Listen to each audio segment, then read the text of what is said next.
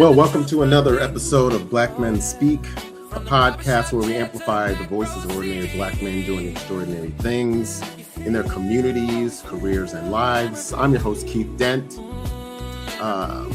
Welcome today, and I hope you guys want to enjoy the World Cup. I know I am.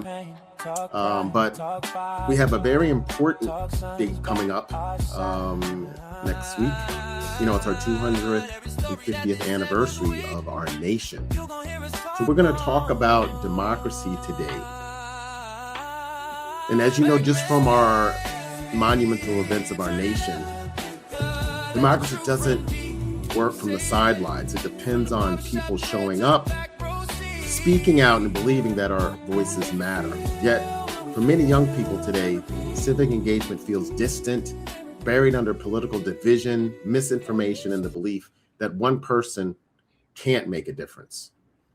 You know, the challenge is real. Young people are having economic uncertainty, social pressures, and systems that often seem disconnected from their everyday lives. But the opportunity is just real. Every generation has the power to shape its future, and civic engagement is how that power becomes action. Whether it's voting, organizing in their communities, advocating for change, or simply just staying informed, young people can redefine what leadership and citizenship look like. The question isn't whether they have a voice, it's whether we are creating spaces where that voice can be heard.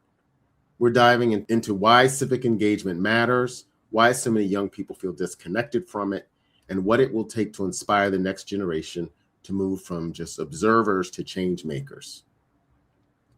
Today, we have a special guest whose work is centered on one of the most important areas in our democracy, the power of everyday people to create meaningful change. So joining us is Rashawn Davis, Executive Director of the Citizens Service. It's an organization committed to helping individuals move from being observers of their communities to becoming active participants in shaping them. Rashawn is a nonprofit leader, writer, and public speaker focused on strengthening democracy, advancing civic technology, and inspiring public leadership. He's a Newark native who made history at 21 years old as one of the youngest candidates to qualify for the city's municipal election ballot. Rashawn has led several initiatives like the Andrew Goodman Foundation and Change.org. He has served on Newark's Police Review Board and speaks regularly at universities, public agencies, and private companies. You know what's great about Rashawn? He's also part of my alma mater, Georgetown University, and New York University's Wagner School, and serves on the board of directors of the W.E.B. DuBois Scholars Institute. So today we're just going to discuss leadership, civic engagement, community building, and what truly means to serve others. We'll also explore Rashawn's personal journey, the lessons he's learned along the way, and why empowering people to take action has become his life's mission. So, Rashawn, welcome to the show. It's good to see you, brother Keith. Thank you for having me. Well, how have you been, bro? I'm good. It's obviously a busy time in the world, a busy time in the country, but I'm blessed, and I'll say I'm in a season in my life where I try to find balance. So lots of stuff happening that needs attention, but also there's a lot of joy in the world, and so I'm grateful for that too. Yes. And so the last time I saw you, we were at the Andrew Goodman Foundation, but now you're at the Citizens Service. So give me a brief description of your mission, and why is the mission so important right now? Yeah, it's very simple. The Citizen Service for almost 30 years has been dedicated to giving training and resources to everyday citizens and teaching them about the power that they have to make change in their community. And the reason why I think this is really important, and the Citizen Service has been around, like I said, for 30 years and doing really good work, but particularly now, is we have a crisis of civic life in this country, whether it's looking at the voting rates that exist in the country or looking at generally what participation looks like. We've seen a decrease in people engaging in civic life. And what we do at the Citizen Service is say, hey, one, there are so many ways for you to get involved in civic life that don't involve you running for public office. And two, the everyday citizen, the average citizens like me, like you, Keith, you'd be surprised to realize how much power you actually have to make a difference in your community. And so we've been doing that in New Jersey for 30 years, and we're excited in this chapter of the Citizen Service to grow that model across the country, in communities across the country, to teach ordinary folks that they can have a voice and that they have power in the solution making of their communities. Yes, yes. And so you mentioned that people feel really disconnected right now. Why do you think that is? What is really driving the disconnection right now? I think there are a number of things. There, at a high level, there is this national conversation around what's happening in Washington, D.C. and who gets to represent us and what the issues are and whose voices are being heard and whose voices aren't being heard. But I think the mistake that has been made is when we think about civic life, when we think about public service, when we think about governmental change, oftentimes we think of Washington, D.C. And at the Citizen Service, we really focus on hyper-local, because what you will find is so much that affects your day-to-day life, whether it's making sure the trash is picked up, or making sure that sidewalk curb is safe for you and your dog, or making sure that you have great public schools. A lot of these are decisions that happen at the local level. And this isn't to abdicate what it means to pay attention to what's happening at the federal level or vote in federal elections, but this is to say that we need a resurgence of civic life at the state and local level.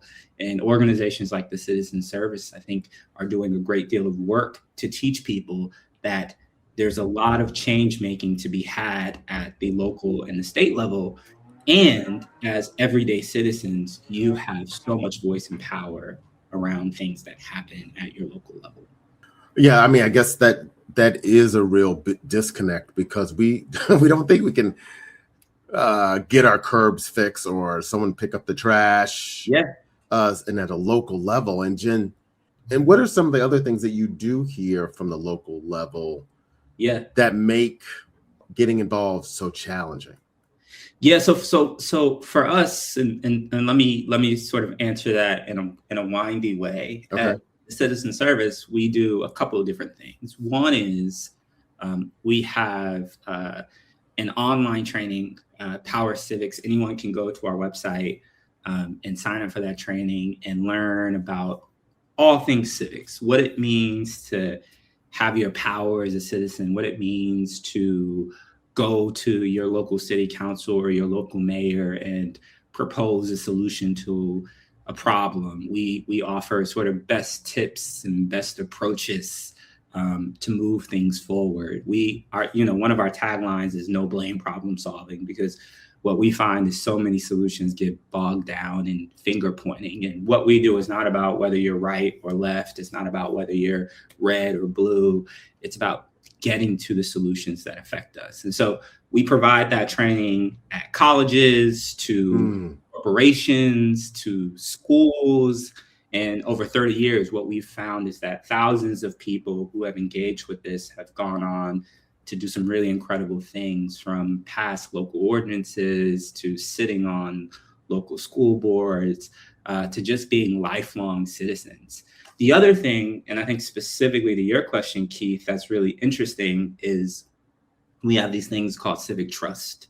And one of our biggest civic trust is it right here in Newark. And so we have the Newark Civic Trust. It's an intergenerational trust, which means we have residents from across all wards, across ages. We have high school students. We have seniors in the community who come together at Rutgers Newark once a month and identify issues in the community, and they work backwards from it. They say, how do we get this solved? How do we get the attention of city council members or the mayor or the county?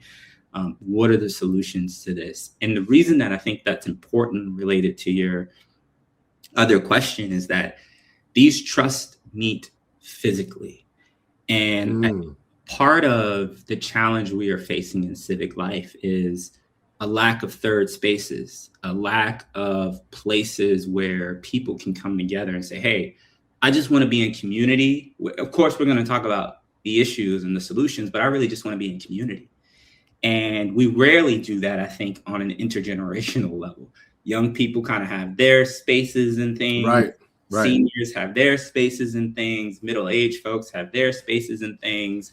And so it's a really powerful thing to see all of these people come together in one space and find that there's so much more that unites us than separates us.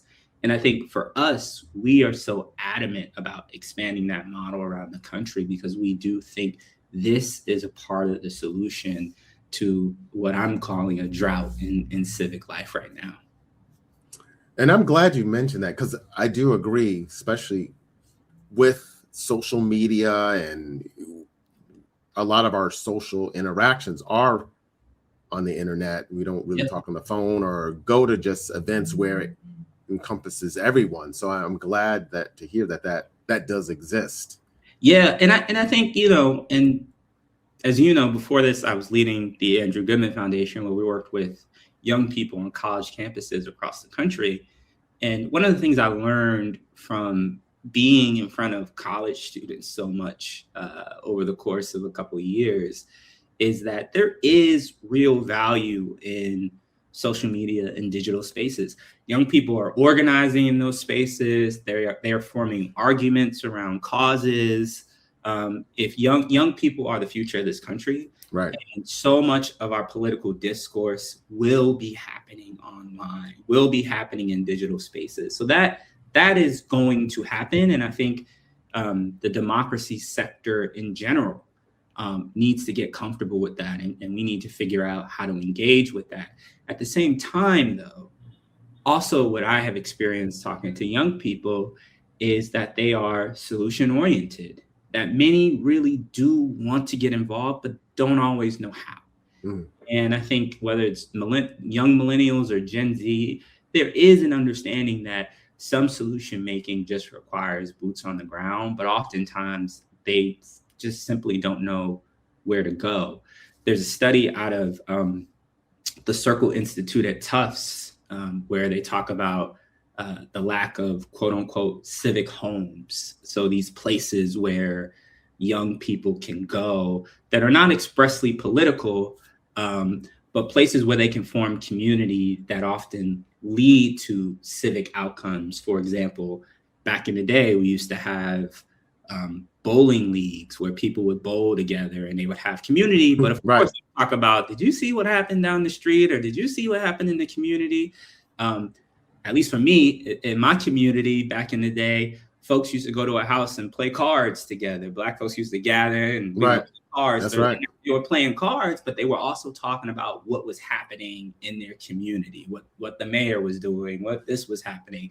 And so what this study realized is that that's missing for the youngest adult Americans. And what we hope with these civic trusts and what we've seen in Newark is that these civic trusts can be these civic homes. They're a place for community, a place for you to meet people from across the city. We break bread. There's always dinner at the civic trust. And it's also a place where there is important dialogue happening around the biggest issues and challenges our communities face. Now, the Civic Trust has been around for how long now? Civic Trust has been around for 10 years. 10 years. That's a long time. But I've done some work in Newark, but haven't heard about it. So I guess my question would be, since there are young people that are involved, would you say that the word is gotten out to the community as a whole, especially the young people with like social media, or is that still something that needs to be cultivated? Yeah, I would say, so a couple things. The first is the Newark Civic Trust is 10 years old, but for a long time, it was a civic trust in the sense of it was mostly comprised of adults and older. Oh, I see. Gotcha. Over the past year, we have introduced something called the Wilhelmina Holder Youth Fellowship Program, which is something we talked about. I know Wilhelmina quite well. It's a Yes. fellowship. I know you know Wilhelmina Holder and Myra and all those great folks, but it's a fellowship program that says, how do we take young people from across the city? We put them through our training. We teach them what civic engagement looks like. We teach them solution making. And then they go on to do a lot of very interesting stuff. Many of our young people have gone on to college. Some are graduating college. And I'm proud to say 2 of our most recent graduates are transitioning into the Newark Civic Trust. So the intergenerational aspect of the Newark Civic Trust is still fairly new. It's something that we're testing. I see. But the Newark Civic Trust in and of itself has been around for quite a while and has been able to do some good work. But I won't mince words, Keith, in saying that there's still work to do. Newark is a growing city of more than 250,000 people. And, civic life has dipped in Newark. I find people have lots to say about the things that are happening, but often don't necessarily always have the outlets to get involved. And so we got some work to do alongside our partners to make sure that we're offering the Civic Trust and other resources, because we're not the only group doing this important work, to folks around the city. Right. And it's interesting because normally, and especially at Georgetown University, people feel... Yeah, absolutely. When they feel they want to make changes from that lens, they usually go to law school and go that route. Yeah. What made you decide to go this lane and dedicate your career to community engagement and public service? Yeah, I don't know if I consciously made a choice. I think sometimes life just finds you. And to be honest with you, I don't know that it's either or, right? Like, I think all of these systems need to work together. And I think the interesting thing about my career is I have had the opportunity to see democracy work from a variety of different lanes, right? I was at the ACLU where I saw lawyers go in a courtroom and fight for the fundamentals of democracy. I worked at change.org where I saw Silicon Valley tech entrepreneurs take on democracy and what that looks like in the digital space. I worked with Mayor Baraka, and I was appointed to police review board, and I got to see it from what it looks like from inside a government office. And I can tell you that none of these sectors on their own has the answer. All of these pieces need to be working together. And so I like to say my role has been sort of a mediator in putting these puzzle pieces together. And so we had some folks from change.org visit our Newark Civic Trust. So it's been interesting to try to put all these pieces together. Obviously, we've when we announced Newark as a civic city 6 years ago, Mayor Baraka was there. At our most recent event, Council President Larry Crump joined us. And so it's been interesting to put all these pieces together. And I think if we are going to have a robust civic life, not just in Newark, but in any city around the country, which is our ambition, then all of these things need to be working together. We need to have all of these pillars of education, community groups, government, nonprofits. All these things need to be working together. Okay, that's great. But go back to younger Rashawn. Was there a defining moment or in your life that made you, pivot from one thing to where you are now, or was it a series of moments? I'd love to hear that. Oof. I think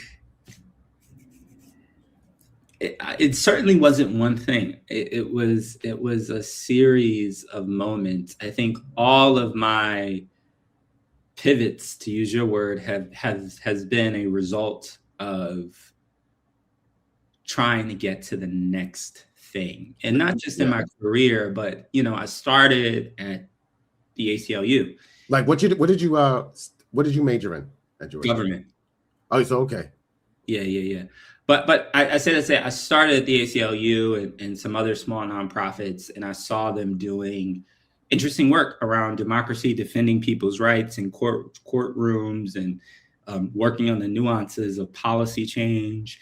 But I also saw the limitations of that. I saw that, that can be an exclusive club. It could be a club that's occupied by JDs and PhDs and folks who have the right qualifications. And so that made me want to think about what it looked like at a mass level in a place like change.org, which was a technology company, and being able to see, like, how do we take this democracy work and make it accessible to millions? And so I got to see from that lens, wow, what it looks like for individuals to tap into their own sense of action and power and make change. And so, and then when I was working on the police review board in Newark, that was just me seeing, what it means to be a great public servant, what it means to be a great public leader. And so I think for me, it's always been, I'm in a space and I see sort of the benefits, but I also see the limitations, and I want to explore what that looks like in other sectors as well. And I think at this point in my career, I'm thinking a lot about putting all of those pieces together, particularly in a place like the citizen service. Mm-hmm. Mm-hmm. So since you are not at a point where you've rolled this out yet to the masses. Yeah. As someone that is, I'm involved in my community or understand some of the things that are going on, not always active in my community. Yeah. Just because of, I think one of the weird things, the way things are shaped. Let's just take council meetings. Yeah. They have council meetings like at night, like late. Yeah, yeah. And so when, if you're a parent with kids, you're preparing for meals and, and getting them ready for bed, you almost can't engage. Yeah. And, and if you are, if you have a very robust work life, it's very hard. But yeah. So what are some of the, what would you say some of the things that just people that are local, if maybe they have a very busy life, can do to make sure they stay involved? Yeah. Or at least know some of the things that are going on in their local communities? Yeah. I mean, it always depends on the community, but at a high level, one of the things we always talk about is, first of all, staying current. I mean, knowing what's happening in your community is sort of the first step to really being actionable about it. And so we encourage folks to. Right.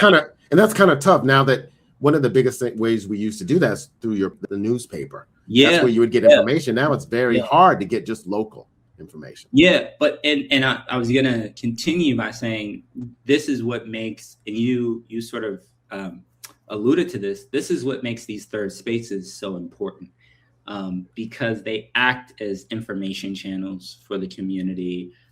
They also, quite frankly, just build connective tissue that's necessary to solve any challenges in a community. And so the Newark Civic Trust is one, but also it's your block association, it's community groups. And so the thing that we teach folks is you also have to get involved. And it doesn't mean that you need to go downtown to the city council chambers 7 p.m. on a Tuesday. But it does mean maybe you need to walk down the street and attend your next block association meeting. And we think from there, that's how you start to build civic life. And quite frankly, that's how a city builds a diverse civic life. It's not just about showing up to Tuesday meetings at city council chambers. It's about building a robust civic infrastructure in the city. And that means block associations. Newark does that really well with the Newark People's Assembly and having all these block associations that exist in the city. So that's been really powerful. The other thing that we talk a lot about is, and our founder, Harry Pizecki, has talked about this, is the art of persistence. That's one of the things that we teach in our trainings is when it comes to civic life, you have to have a level of persistence. And what that means is, so for someone like you, Keith, who you say, well, I got kids, I have a job, I can't be there Tuesdays at 7. The art of persistence tells you that that's not the only way to communicate with your city council or your town council members, right? You can write a letter.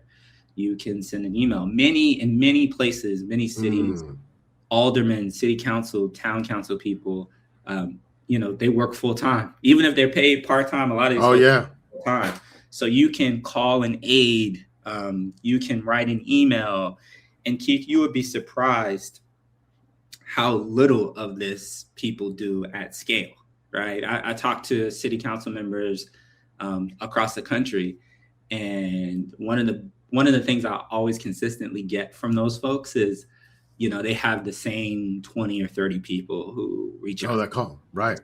Right.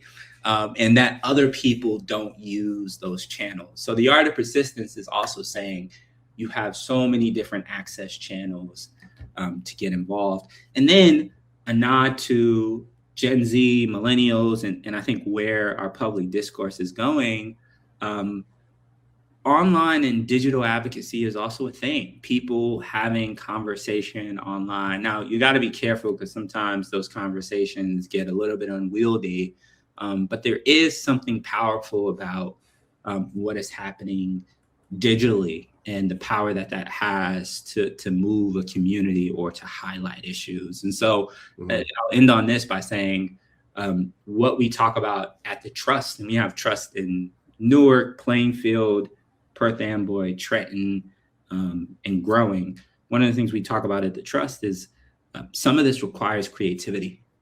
Some of this really requires thinking outside the box, and it necessitates community building. Mm-hmm. Absolutely. So one of the things that I touched upon at the top is people's lack of trust. Yeah. In the political process or what's going on. I mean, case in point, in the city of Newark, the mayor got called out in a very, I guess, Instagram post, and I know it went viral. Yeah. And so and that was the biggest, I guess, the synopsis of the post was about trust. Yeah. So how can communities build back that trust again? What are some of the things that they need to do to feel like the young people or just people in community feel that if they do get involved, it will be valued? So that's a two-part question. I think the first is public institutions have the yeoman's share of work to do to improve this. And what I mean by that is around the country, elected officials, state capitals, city halls, they have to do a lot more work to become more transparent, to become more communicative with the folks in their community. Even at the Civic Trust and through our training materials, we've trained elected officials, right? And so we have found that our materials also benefit folks in elected office because they get to understand kind of how regular citizens are thinking about civic life. And so I think some of that work, most of that work falls on public institutions.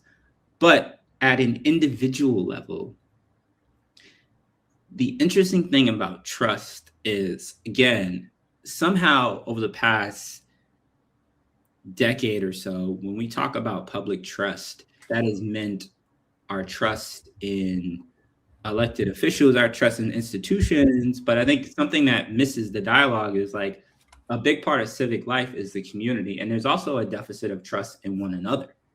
Right. And so again, and I keep talking about this because I do think it's so powerful, and it's part of the reason that I'm here at the Citizen Service, is these civic trust or just gatherings. I know in other communities, in other cities across the country, there's a lot of chatter about public assemblies, but this idea of bringing people together to have conversation, I just think breaks down a deep wall that exists in our country.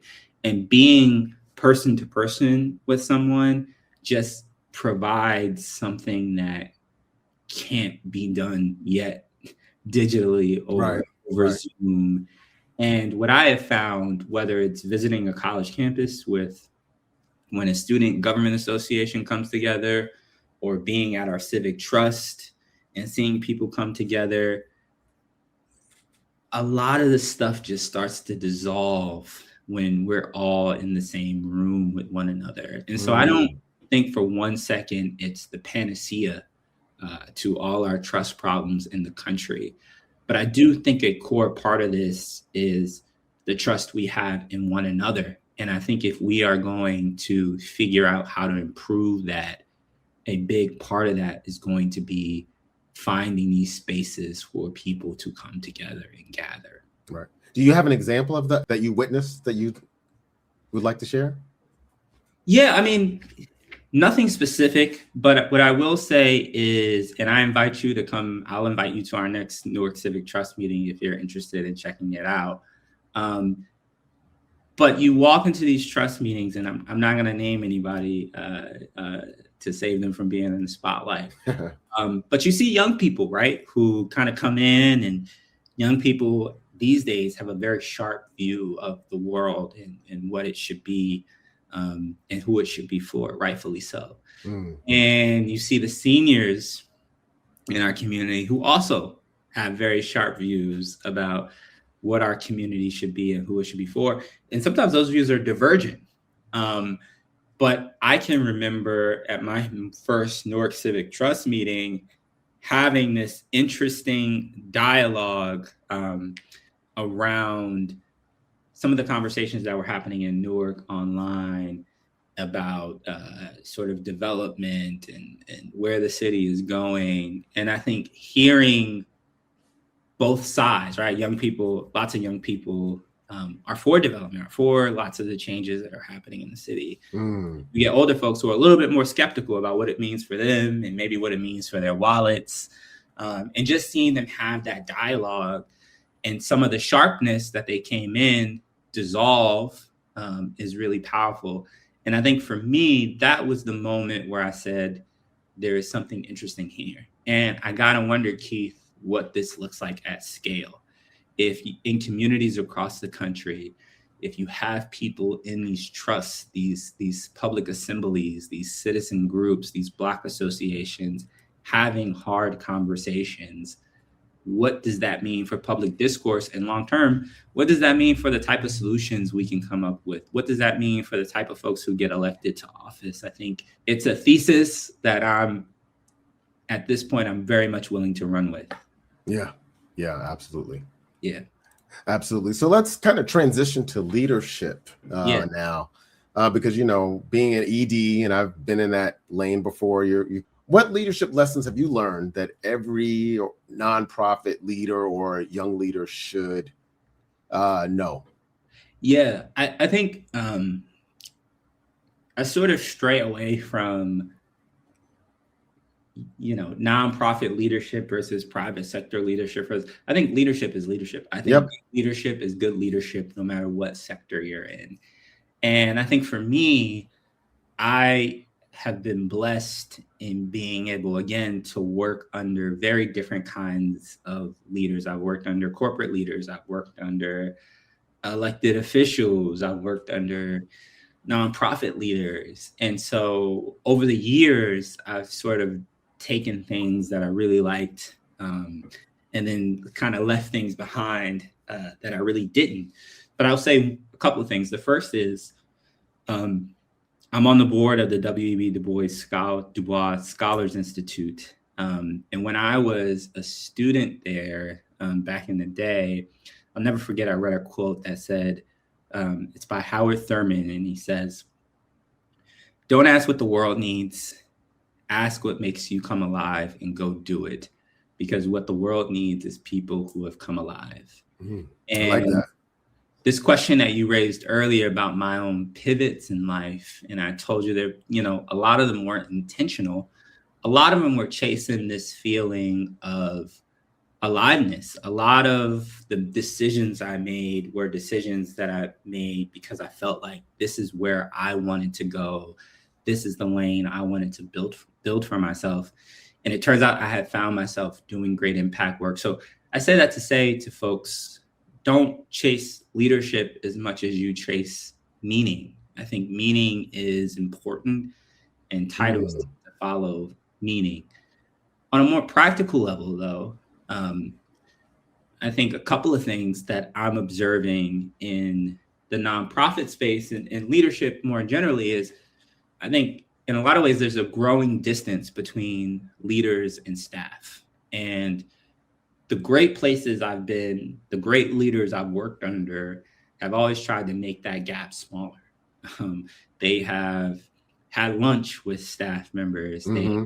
to staff members as collaborators, as team members, and not a boss telling someone what to do. Now, sometimes executive decisions need to be made. That is true.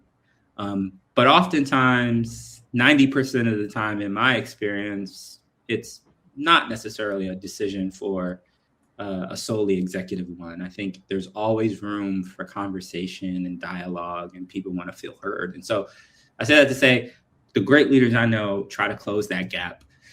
The other thing, quite frankly, is taking care of team members. And I think this is specifically true in the nonprofit space. You know, we sort of label this work as do good work.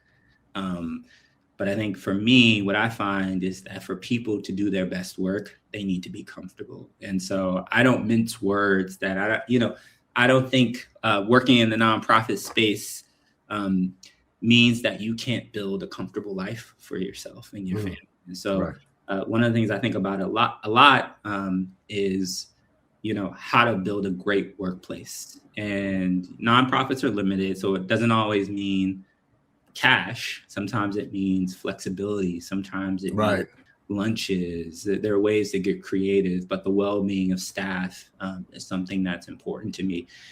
The other thing, and this has been a big part of my writing and also my own leadership, and people hear me talk about it a lot, is boldness. I think if you're going to lead today, you need to be bold. I don't think that you can lead in any sector these days and be passive or try to take the cautious route. I think you have to be bold in your ambition, bold in your decision-making, and I think you have to inspire boldness in your team. Wow, that's great. Those are great words. And so would you say you are a collaborative leader? I am.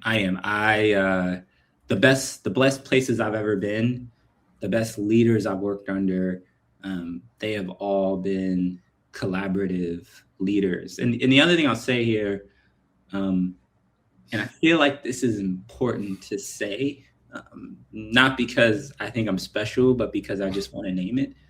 You are special. Best leaders I've ever worked under were women. And so I think there is, and there has been, a deficiency of leaders who are women. And I personally would like to see more of that across many spaces, nonprofit spaces, elected office, all those things. Right. And I really mean when I say so much of my own leadership style is an amalgamation of some of the fantastic women leaders I have worked under in my career. Well, knowing who you are, you won't be naming those. So, I mean, I get it, because I'm sure there's probably too many to name. There's a lot to name, but like I said, this has been something I've been fairly vocal about, at least not in like podcasts and things like that. So those women, I'm pretty sure they know who they are because I reach out to them a lot and ask for advice. Oh, well, that's awesome. Yeah, I like to hear that. So kind of a quick question, not to say quick, but as you start to grow, I mean, and I know you're new to this organization, but what legacy do you, if we want to project forward, what legacy do you hope to leave, through your work? Yeah, I think a big part of my career has been this thesis of trying to create transformative impact in the world. And a foundational element of that is bringing power, agency, and resources to people who don't have them currently, or people who don't have enough of them. And so for me, and you know this, Keith, I really truly believe in the power of young people. I think so much about American life would be better if we were able to elevate young people into positions of influence sooner. And this is not me pandering to young people, but this is to say that if you look at the history of the country, especially as we enter our 250th birthday, you look at the history of the country, the greatest social movements, the greatest pivot points in American history have been fueled by young people. Yeah, facts. Dr. King was 28 years old when he started the Montgomery bus boycott. Frederick Douglass was a young man when he took to the shores of Baltimore and started preaching and talking about liberation. You know, if you look at the women's movement, if you look at the invention of the airplane in Dayton, Ohio, I mean, these were young people who were bold, courageous, who quite frankly didn't care what you thought, and they were going to go out of it. And they weren't old enough to be afraid of anything or to have preconceived notions about what was possible. Right. And I think at some point in the last 25, 30 years, we have been bent on this rhetoric of young people as leaders of the future. And they had to sort of start at the bottom and wait their turn. And for me, this concept of intergenerationalism is something that I want to see across business, across law, across nonprofits, across government. And I think our country would be in a better place because of it. So for me, that is one of the things that I feel strongly about. Another is getting folks resources. When I was at change.org, we started the Racial Justice Fund, and we were able to give out $7 million to Black and Brown social entrepreneurs. I don't want to mince words here either by saying that, you know, our country is capital intensive. Every great idea needs support. The civil rights movement was funded by Ford Foundation and Harry Belafonte, who flew into Montgomery with bags of cash, right? And so capital is important. And as our wealth gap grows, as our economic resource gap grows, there has to be a concerted effort to get resources in the hands of folks who don't have enough of it. And so again, I think if we begin to do these things with serious intent, and I think lots of leaders in nonprofits and organizations are already off to a great start. But I think that is how we build transformative impact in the country, by believing in the power of young people again, by getting resources in the hands of people. And I think by having audacity to innovate. I mean, we see this in the private sector. If you look at everything that's happening with AI, there's real audacity and ambition there. You listen to some of these AI leaders, they say, you know, this is going to happen in 5 years. And whether or not it happens, there's audacity and boldness there. And so why is that exclusive to the tech sector? I think we need that across the board. So that's kind of been the arc of my career. And if you ask me what I want my legacy to be, even though I'm far from finished, I think it really is about this idea of transformative impact in communities and some of those foundational elements. Okay, great. Just a couple fun questions before we get to a serious one. You know, I've been really interviewing Black authors lately and the podcast. So I'd love to know what book has influenced either your leadership or most, or what's one of the books that you've read that has really, you know, stayed with you. So I'll do some recent ones. Jonathan Ive just wrote, probably, I'm a big history buff. I love this. Okay. Jonathan Ive just wrote an incredible biography of Dr. King. It's a page turner, but the reason why it's so significant is I think he spent something like 10 years writing it, 2010 to 2019. Oh, okay. And he was able to interview lots of people at very end of life. So as you know, there aren't many people around who are surrounded by Dr. King, and somehow his timing was perfect. And he is responsible for a lot of the final interviews with these people. And so folks tend to be a lot more forthcoming end of life. So of course. the details and the color of it all are remarkable, and it's a really a wonderful book. I would say in terms of inspiration, a book that I always go back to is The Warmth of Other Suns by Isabel Wilkerson. If you haven't read that book, if you're looking for a reason to be inspired, that is a phenomenal book. I actually have that book, I need to read it. Read it. It's a fantastic book. A book that I just read that you might like, since you're a history buff. I just interviewed Stephen A. Holmes, Black Messiahs. That book was a history about the World War II, and then their blacks, the military involved with the Holocaust. It was an excellent book. Okay. Yeah. Excellent book. I really enjoyed it. It's a fiction, but you know, he draws on historical stuff. So it's really it's an awesome book. What else you got? So if you could have dinner with a historical figure, who would that be and why? Dead or alive? No, it doesn't matter.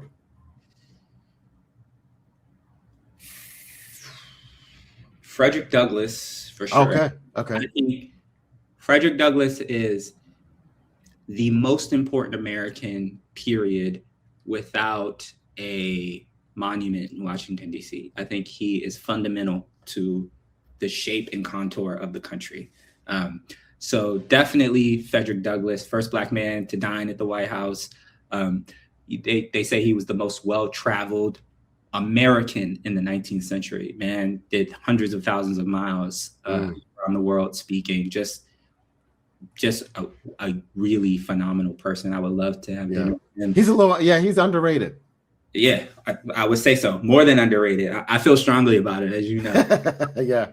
And then I would say today, Brian Stevenson. And I was just actually at an event talking about this with someone recently. But I think Brian Stevenson deserves a Nobel Peace Prize. That's me. But I think his work, very difficult. I'm sure everybody's seen the movie, but his work on Black men, Black people, people of color who have been unjustly incarcerated, his advocacy, his words. I mean, he's opened museums in Montgomery, really compelling ones about lynching and sculptures.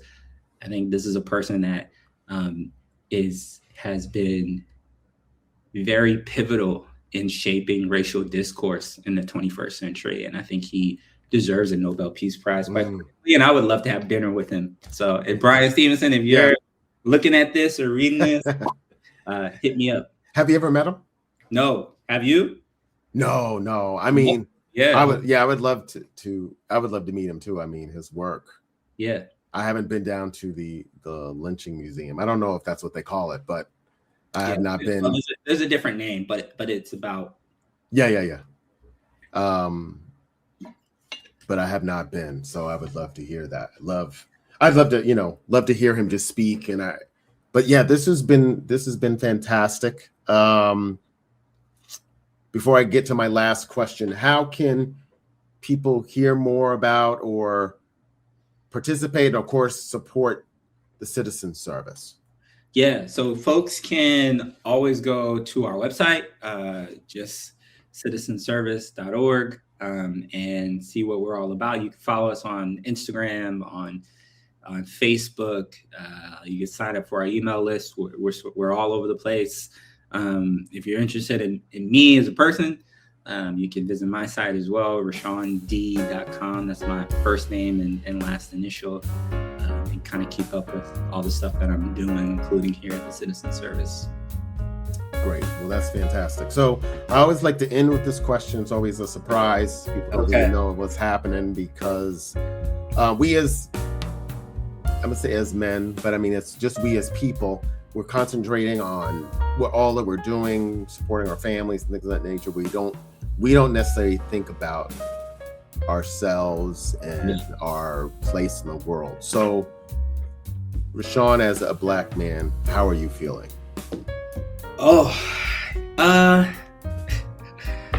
Thank you for that question, Keith.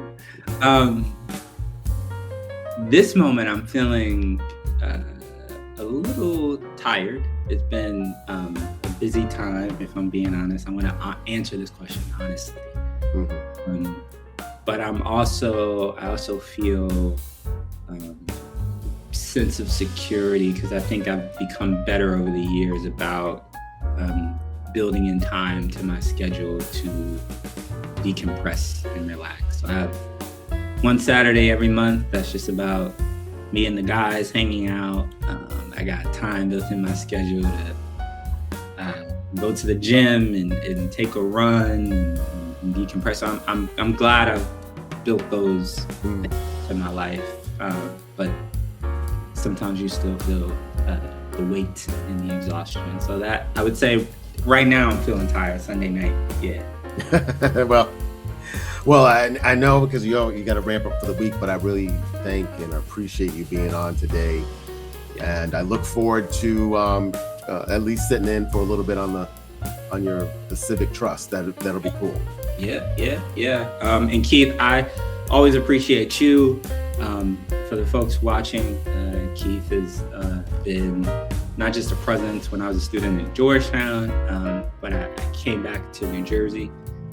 And he's been a big presence across the state. Everywhere there's action happening, there's a 50-50 chance you'll see Keith there. So thank you for all you do and for your leadership and making this platform for Black men and Black voices.